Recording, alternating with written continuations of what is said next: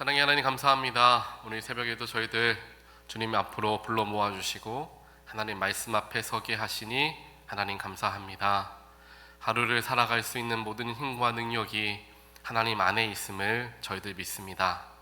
내 계획과 내 생각과 내 의의를 가지고 나의 삶을 이끌어 간다 할 때에 우리는 늘 실패하고 넘어지고 낙심함을 경험합니다. 그렇기에 하나님의 인도하심과 하나님의 뜻하신 바를 깨달으며 그 뜻을 쫓아 살아가는 우리의 삶이 되기를 간절히 원합니다. 그렇게 살아가기 위해서 유일한 그 방법은 하나님 말씀 앞에 서는 것인 줄 믿습니다. 하나님 말씀 듣기를 더욱 즐겨하게 하시고 때로 내 생각과 다른 하나님의 뜻을 발견한다 할지라도 그 속에서 실망하고 불평하기보다는 오히려 그것이 더 귀하고 복된 일임을 깨닫고 하나님 말씀에 순종할 줄 아는 하나님의 귀한 자녀들 되어질 수 있도록 주여 역사하여 주시옵소서. 우리 마음속에 있는 여러 가지 복잡한 마음들과 생각들과 또한 우리를 괴롭히는 근심 걱정들 많이 있습니다. 이 새벽의 시간 온전하게 하나님께 다 쏟아내게 하시고 우리의 마음에 하나님께서 귀한 축복과 은혜와 감사와 평안을 불어넣어 주시어서 오늘 하루 하나님께서 허락하시는 귀하신 은혜로서 감사하며 기뻐함으로 살아가는 귀한 하루가 되어질 수 있도록 이 자리에 모인 모든 성도들 가운데 주여 함께하여 주시옵소서. 이 시간 말씀을 듣습니다. 말씀을 들을 수 있는 귀와 마음의 문을 활짝 열게 하여 주시어 하나님의 임재하심을 경험하는 귀한 새벽 예배 시간, 또한 하늘 보좌를 흔드는 귀한 기도를 드리는 그러한 시간 될 수 있도록 주여 축복하여 주시옵소서. 이 모든 말씀 예수 그리스도 이름으로 간절히 기도합니다. 아멘. 오늘 주신 하나님 말씀 에스겔서 17장 11절부터 24절까지 말씀입니다. 에스겔서 17장 11절부터 24절까지 말씀 같이 읽겠습니다. 여호와의 말씀이 또 내게 임하여 이르되 너는 반역하는 족속에게 묻기를 너희가 이 비유를 깨닫지 못하겠느냐 하고 그들에게 말하기를 바벨론 왕이 예루살렘에 이르러 왕과 고관을 사로잡아 바벨론 자기에게로 끌어가고 그 왕족 중에서 하나를 택하여 언약을 세우고 그에게 맹세하게 하고 또 그 땅에 능한 자를 옮겨갔나니 이는 나라를 낮추어 스스로 서지 못하고 그 언약을 지켜야 능히 서게 하려 하였음이거늘 그가 사절을 애굽에 보내 말과 군대를 구함으로 바벨론 왕을 배반하였으니 형통하겠느냐? 이런 일을 행한 자가 피하겠느냐? 언약을 배반하고야 피하겠느냐? 주 여호와의 말씀이니라. 내가 나의 삶을 두고 맹세하노니 바벨론 왕이 그를 왕으로 세웠거늘 그가 맹세를 저버리고 언약을 배반하였은즉 그 왕이 거주하는 곳 바벨론에서 왕과 함께 있다가 죽을 것이라. 대적이 토성을 쌓고 사다리를 세우고 많은 사람을 멸절하려 할 때에 바로가 그 큰 군대와 많은 무리로도 그 전쟁에 그를 도와주지 못하리라. 그가 이미 손을 내밀어 언약하였거늘 맹세를 업신여겨 언약을 배반하고 이 모든 일을 행하였으니 피하지 못하리라. 그러므로 주 여호와의 말씀이니라.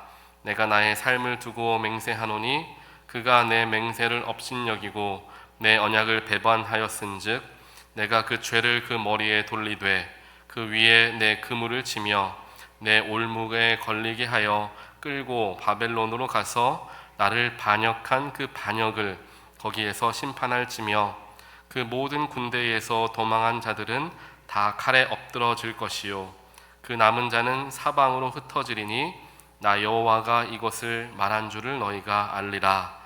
주 여호와께서 이같이 말씀하시되 내가 백향목 꼭대기에서 높은 가지를 꺾어다가 심으리라. 내가 그 높은 새 가지를 끝에서 연한 가지를 꺾어 높고 우뚝 솟은 산에 심되 이스라엘 높은 산에 심으리니 그 가지가 무성하고 열매를 맺어서 아름다운 백향목이 될 것이요 각종 새가 그 아래에 깃들이며 그 가지 그늘에 살리라.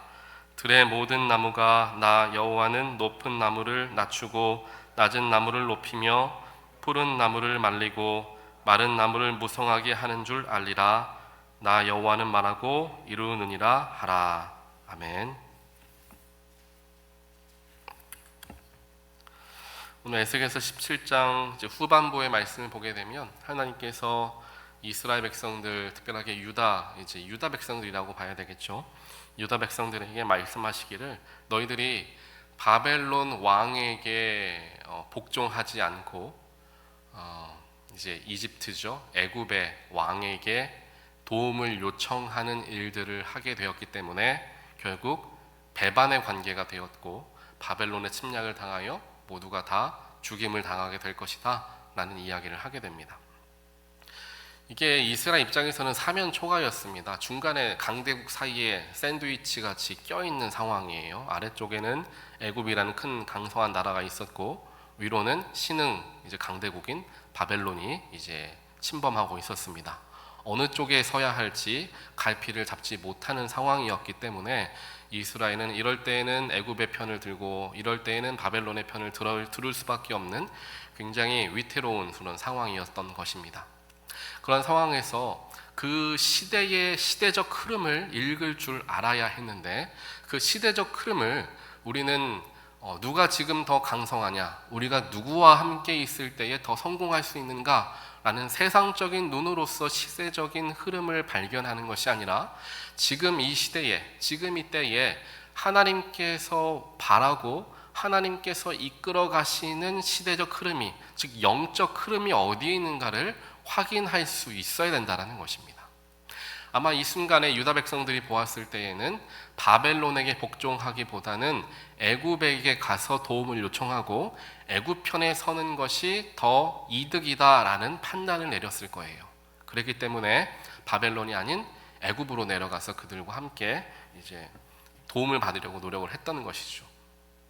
하지만 그 시대에, 바로 이 어렵고 절체절명의 시대에 하나님께서 사용하시고 쓰셨던 나라는 애굽이 아니라 바벨론이었다라는 것을 우리는 성경을 통하여서 알 수 있게 됩니다. 그런데 우리는 쉽게 생각할 수 있죠. 애굽이 되었던 바벨론이 되었던 하나님을 섬기지 않는 이방 민족들인데 하나님께서 이방 민족들을 사용하시고 그들을 통하여서 시대를 이끌어 가신다는 게 조금 이해가 되지 않을 수 있습니다. 하지만 그것은 구약 성경의 전반부에 나왔던, 즉 이스라엘 백성들에게 특별하게 임하셔서 그들을 선별하시고 구별하신 선민으로 그들을 부르시고 이끌어 가셨던 그러한 역사들을 주목해서 봐왔기 때문에 하나님은 이스라엘의 하나님이다 라는 고백들을 우리가 하게 되는 것이고요, 그러한 생각을 하게 됩니다. 하지만 우리가 조금만 더 생각을 확장시켜 보면은 천지를 창조하신 분은 하나님이세요. 이스라엘만 창조하신 분이 아니라 주변에 있는 모든 국가들을 창조하신 분이 하나님이라는 것이죠. 하나님을 그들이 알던지 모르던지와 상관이 없습니다. 그들은 모두가 하나님의 피조물들이었던 거예요. 피조물이라 하면 무엇입니까? 바로 하나님의 자녀들이다라는 사실이죠. 그런데 이스라엘 백성들은 자신의 부모가 혹은 아버지가 하나님 여호와라는 것을 알고 있었고, 다른 바벨론과 이집트 사람들은 그들의 진정한 아버지, 진정한 신이 되는 분이 하나님이라는 것을 아직 깨닫지 못했던 거예요. 그렇기 때문에 우리가 구약 성경 전체를 바라보면서 하나님께서 특별하게 이스라엘을 사랑하시고 구별하신 것은 사실이지만 그렇다고 하나님의 통치하심이 이방 나라들에게는 전혀 임하지 않았다라고 이해하는 것은 조금은 편협한 신앙관이 되어질 수 있다는 것입니다. 그래서 이 시기에 하나님께서 중동의 여러 나라들을 이제 하나로 묶으시면서 또 멸망시키시면서 새롭게 나라들을 이제 정비하시는 데에 이제 바벨론과 그 이후에는 페르시아를 사용하게 되는 거예요.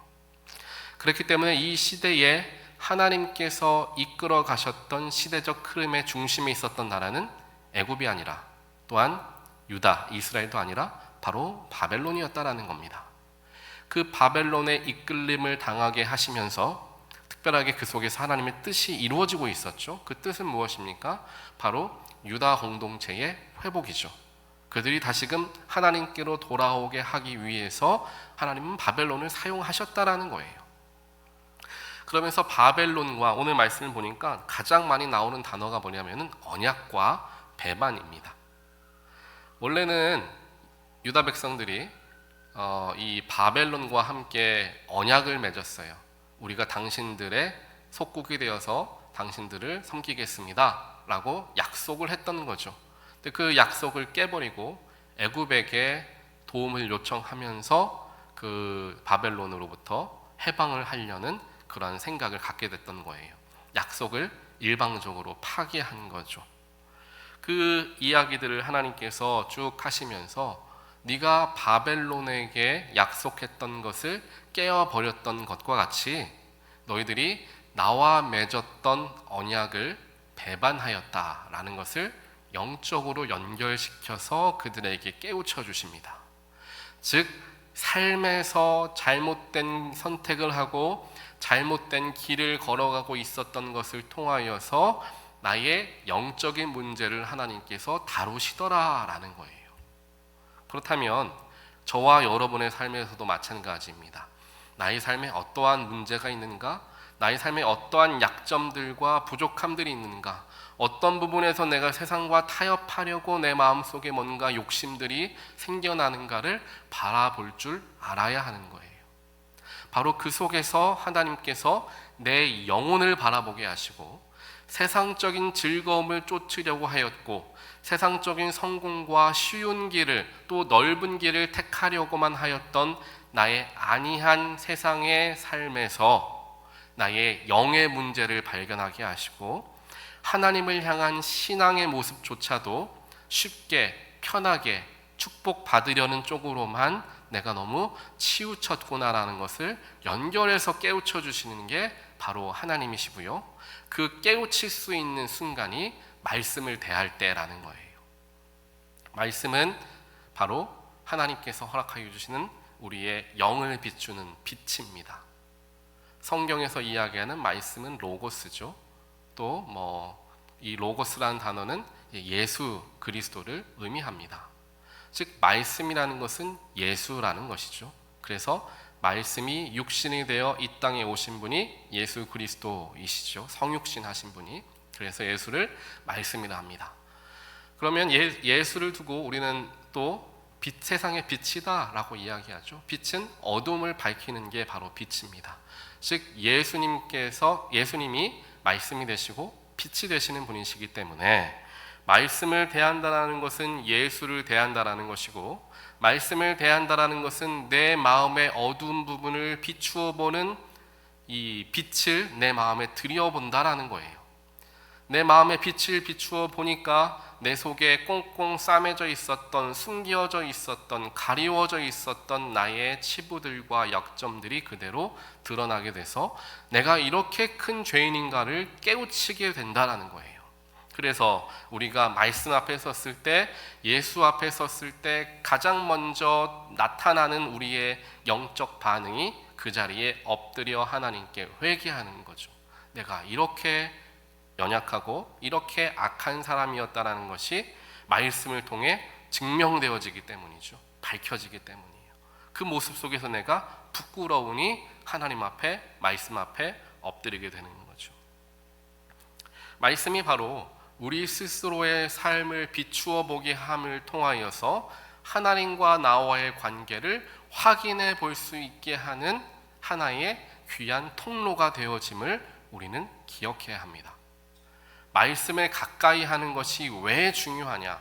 그냥 찬송가 부르고 그냥 일상에서 기도하고 물론 중요해요.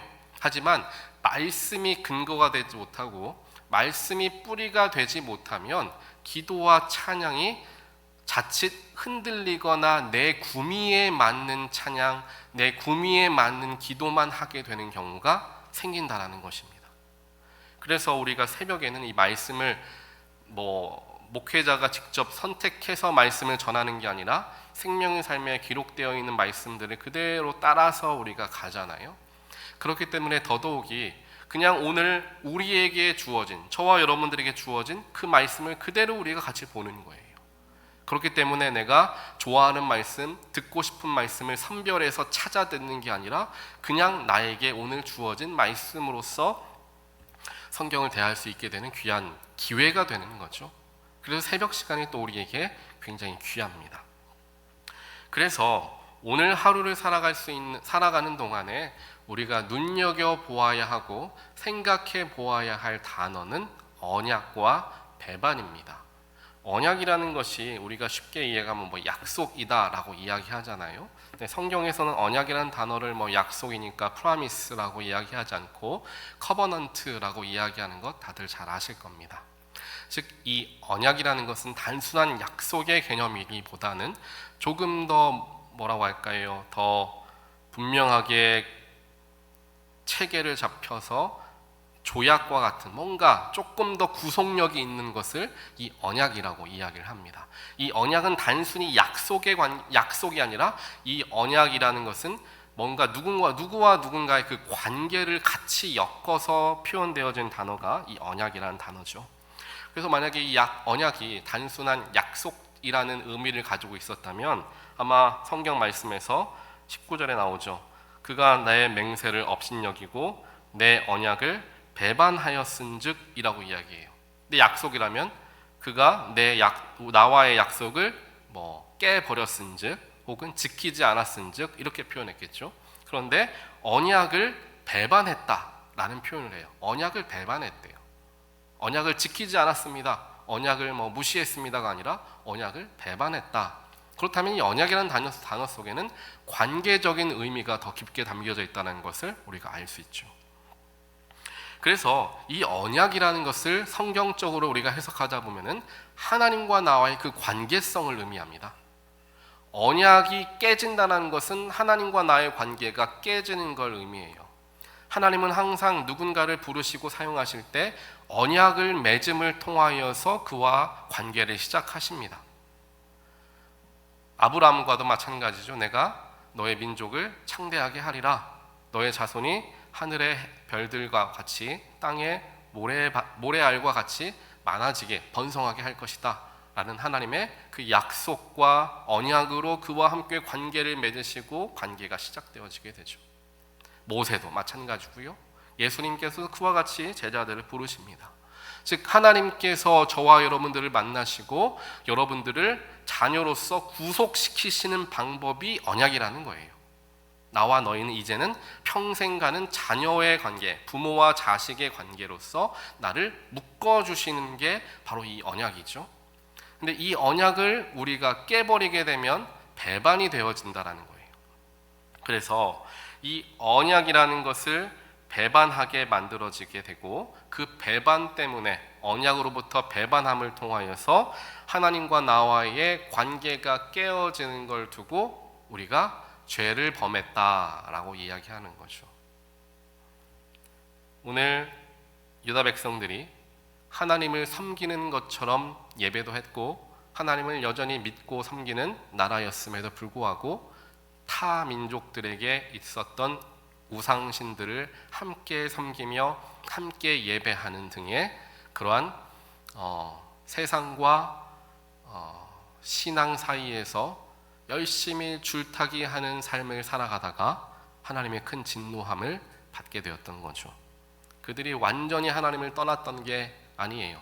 그들은 나름대로 형식적으로라도 하나님께 제사하고 기도하는 사람들이었습니다. 하지만 겉으로는 그런 모습을 보였지만 속마음은 세상에 완전히 빠져 있었던 거죠. 그래서 하나님께서 그들을 지적하시는 게 너희들은 두 마음을 품었기 때문에, 즉 나와의 관계가 깨져버리고 말았다라는 것을 얘기해 주시죠. 그게 바로 그들의 범죄함이었고 죄의 삭은 뭐라고 합니까? 사망이에요. 구약 성경대로 말하자면 죄를 지으면 그리고 그 죄를 해결하지 못하면 우리는 다들 죽는 거죠. 그렇게 하나님과 우리의 관계가 언약을 배반함을 통하여서 깨지게 됐어요. 돼서 이제 그 깨진 상태로 계속 갔기 때문에 무엇으로도 그걸 회복할 수 없기 때문에 모든 유다 백성들, 이스라엘 백성들, 하나님 모르는 사람들은 다 이제 사망의 그늘에 앉아 슬피 우는 상황에 처해 있었던 거예요. 온 세상이 완전히 암흑으로 가득 찼던 거죠. 바로 그때에 하나님께서 누구를 긍휼한 마음을 보내주십니까? 바로 예수 그리스도이시죠. 깨어졌던 하나님과 우리의 언약의 관계를 예수께서 회복시켜 주셔서 다시금 연결시키시는, 그래서 우리의 정체성이 하나님의 자녀라는 것을 확인하게 하시고 회복하게 하시는 문을 열어주신 분이 바로 예수 그리스도라는 거예요. 그래서 오늘 22절 후반부를 보게 되면 그 전까지는 너희들이 언약을 배반하여서 관계가 깨어졌고 너희들이 지은 그 범죄함 때문에 결국에는 너희들이 멸망하게 될 것이다. 하지만 멸망하는 것이, 너희들을 멸망시키는 것이 나의 최종 목표가 아니다라는 거죠. 자녀가 멸망하길 원하는 부모가 어디에 있겠습니까? 자녀들을 채찍질하고 자녀들을 훈계하는 부모의 마음은 무엇입니까? 다시금 돌이키라라는 거예요. 다시금 돌아오라라는 것이죠. 그냥 혼내고 때리고 화를 풀어내는 것이 아니라 자녀들이 그 매를 맞음을 통하여서 스스로를 돌아보며 내가 하나님께로부터 너무 멀리 왔구나를 깨우치고 돌아올 수 있게 하기 위한 훈계가 되어지는 거죠. 그렇기 때문에 하나님은 항상 훈계와 징계, 징벌 후에 회복의 말씀을 한 번도 빼놓지 않고 다 연결해서 허락해 주십니다. 그래서 오늘 22절에서도 회복의 말씀을 주시죠. 너희들이 비록 멸망할 것이지만 내가 백향목의 끝나무, 즉 건강한 새 순을 꺾어다가 예루살렘의 가장 높은 곳에 새로 심겠다. 그리고 그 어린 가지가 성장하게 되어서 많은 열매를 맺게 되고 수많은 동물들이 그 나무 그늘에 와서 쉬게 되는 날이 올 것이다 라고 22절부터 24절까지 이야기합니다. 바로 이 표현에 담겨져 있는 연한 가지가 바로 예수 그리스도이신 거예요. 끊어진 것 같았던 유다의 소망 가운데 그 유다의 뿌리 속에서 예수께서 탄생하시게 되고 그 어린 연약한 어린 양으로 오신 예수께서 예루살렘에 심겨지게 되었습니다. 어떻게 심겨집니까? 십자가의 죽으심으로 심겨지게 돼요. 그리고 모든 게 끝납니까? 아니죠. 부활하심으로 다시금 큰 능력을 보여주시고 그를 따르는 자들이, 수많은 자들이 그의 안에 와서 쉼을 얻게 되는 놀라운 일이 일어나게 되는 것을 에스겔서에서부터 그게 예언적인 말씀이 쓰여져 있는 거예요.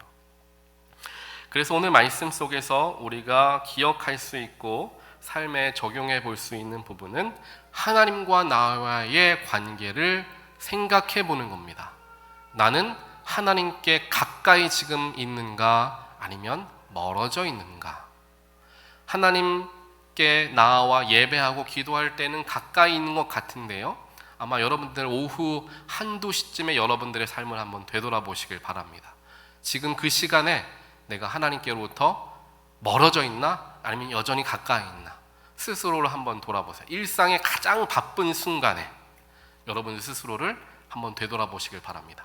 그때에 여러분들이 그것만 한 번만 확인해 보는 시간, 찰나의 시간만 갖더라도 하나님께 가까이 가게 되는 놀라운 경험을 하시게 될 거예요. 하루에 가장 내가 바쁜 시기에 하나님이 어디 계시지?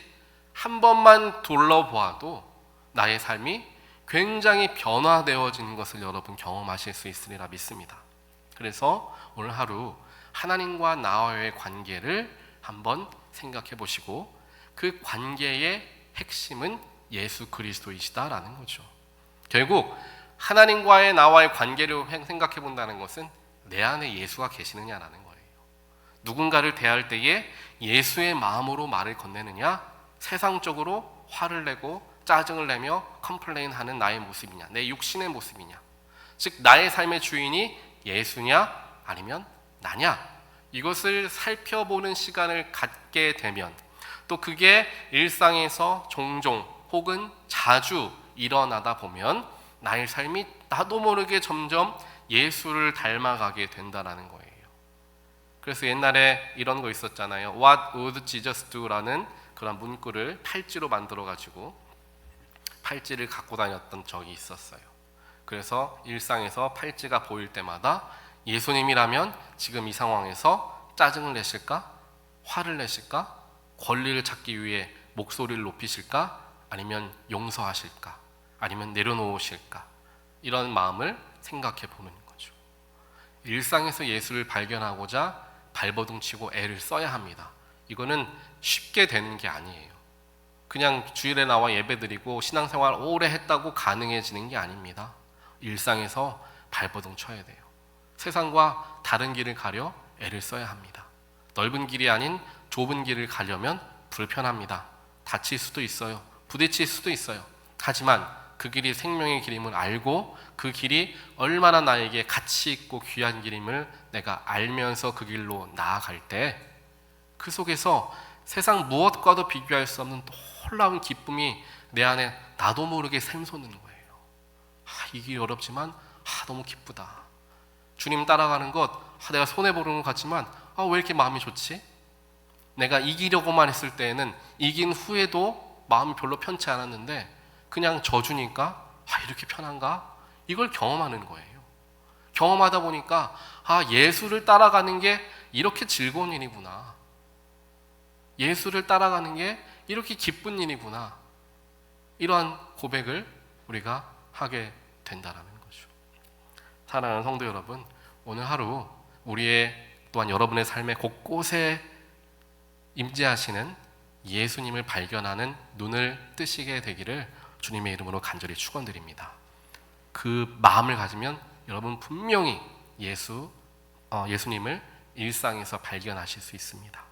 예수를 발견해야 나와 하나님의 관계를 우리가 바라볼 수 있게 되고 하나님과 더 가까워지는 일들을 할 수 있기 때문에 하나님의 뜻을 알게 되는 거죠.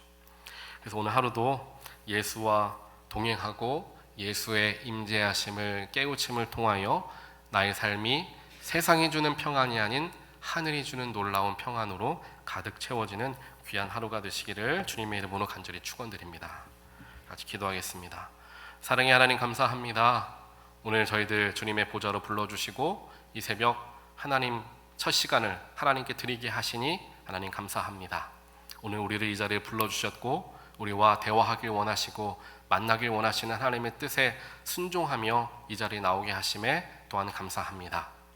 하나님 이제 저희들 여러 가지 기도의 제목을 가지고 하나님 앞에 기도하는 시간들을 가질 것입니다.